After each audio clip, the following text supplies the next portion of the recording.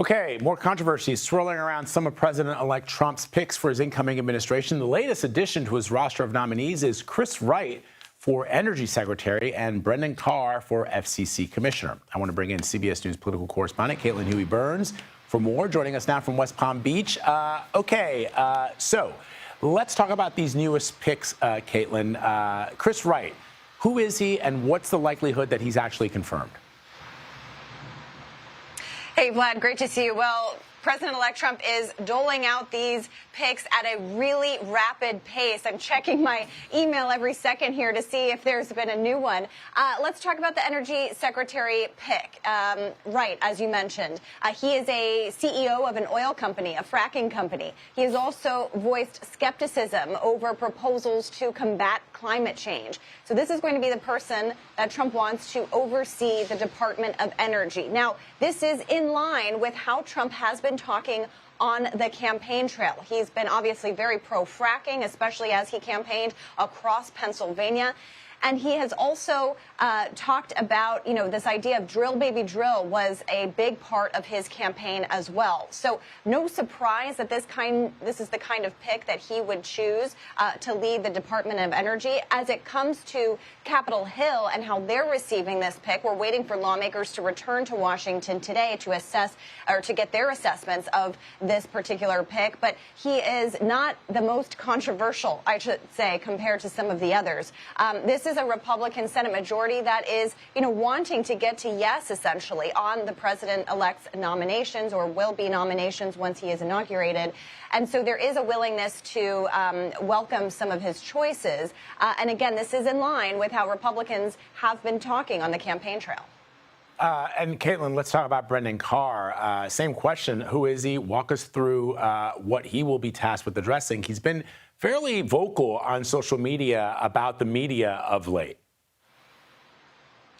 So this is for the position of chairing the FCC. And Vlad, like everything else in kind of the era of Trump, these are some agencies that people really wouldn't think about in their daily lives, but of course become more prominent in this era. This is the agency that regulates broadcast networks and social media and broadband and the like. And so this is a really important position because, as you know, on the campaign trail, Trump has called for revoking the licenses for several broadcast outlets, including and especially CBS News. And so this person has been on the FCC. He's been the top Republican on the FCC, and he is highly respected. This position would be to lead the FCC, and Trump has called him a free speech warrior. And he has also been very critical of social media companies wanting to rein them in. But he has also been kind of suggesting the idea of possibly looking into punishing or revoking the licenses of broadcast networks. Now, I should be clear that the FCC can't just revoke a broadcast license or punish a broadcast network just for the content, but they can for obscenities. And so this is just something to watch as we move forward if he's confirmed, which is also likely. The idea that he could potentially push the legal limits when it comes to the FCC. But again, this is a pick that has been really praised by most Republicans. So, Caitlin, I was going to ask you a question about the sexual assault allegations surrounding Trump's pick for Defense Secretary Pete Hegseth, what impact that would have on his nominating process. But given that Republicans are comfortable with the President of the United States and the sexual assault allegations made by E. Jean Carroll against him, him bragging on tape about grabbing a woman's genitals. And I know that Trump, as you know better than I, having covered him, is somebody who doesn't actually ever apologize or step back from decisions that he makes. What are the chances of Hegseth getting through?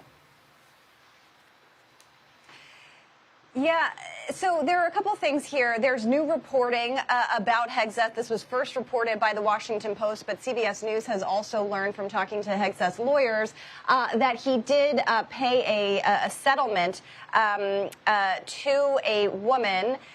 He essentially paid her off to, in their words, ward off any baseless lawsuits that would that would jeopardize him being hired at Fox, or jeopardize his position at Fox News.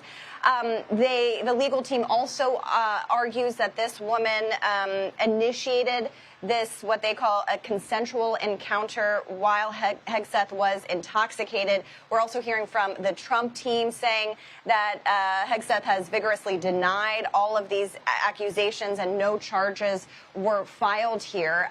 This does, of course, place the spotlight on Senate Republicans, who actually have a lot to deal with already in terms of the president-elect's controversial picks. They're not only dealing with Hegseth, who we've seen several Republicans come to his defense, but they also have to deal with Matt Gaetz, the pick for Attorney General. And of course, we know that he abruptly resigned his position from Congress last week, facing what was about to come out from the Ethics Committee over his behaviors there. So they have a lot on their plate, and Trump himself is really pushing the limits of the Republicans in the Senate, too. A big loyalty test there.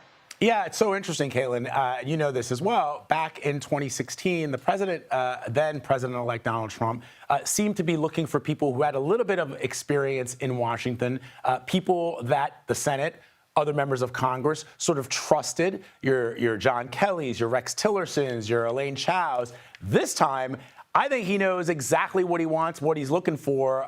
And as you have and others have pointed out, he's making these appointments at a much faster rate than he did back in 2016, where it took a couple of months for those announcements to come out. So, yeah, keep checking your phone, because I know there's probably going to be at least 2 or 3 within the next couple of hours.